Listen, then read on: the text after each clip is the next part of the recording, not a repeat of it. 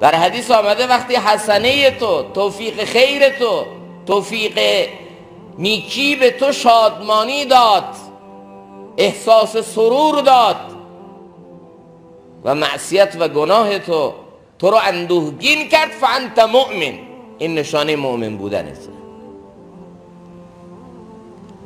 شادمانی مؤمنم باید معنادار باشه، هدفمند باشه. بله، ما اگر به دنیا اصالت بدیم، دنیا رو یه هدف بهش نگاه کنیم، باور به آخرت نباشه، همین دنیا رو هدف غایه و نهایی بفهمیم، اون موقع شادمانی ها شاید فرق کنه.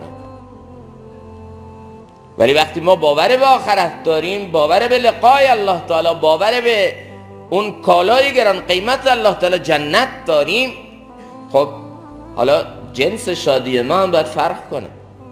یه جوانی که آینده روشنی نداره، یه مقصد بزرگی تو زندگیش نداره، خب این جوان میتونه سر موتور هوا کردن هم شادش کنه، این جوان میتونه به قول معروف چیزای جزئی دنیا هم اینو خوشحال کنه، یه پارتی ناسالمی یه شبی هم میتونه براش همه کامیابی ها تلقی بشه.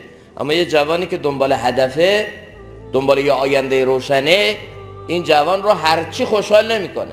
نمره های خوب، یه ترم موفقی که تونسته باشه پاس کنه، میتونه شادش کنه.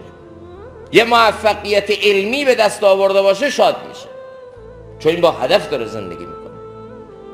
برای همین در حدیث آمده که اگر حسنه تو، نیکی تو، توفیق عمل خیری به تو نصیب شد، اینا باعث سرور تو شد، اینا باعث شادمانی تو شد، و اگر معصیت و خطا و گناهی از تو صادر شد، تو رو اندوهگین کرد، فانت مؤمن، این نشانه اینه که تو مؤمن واقعی هست.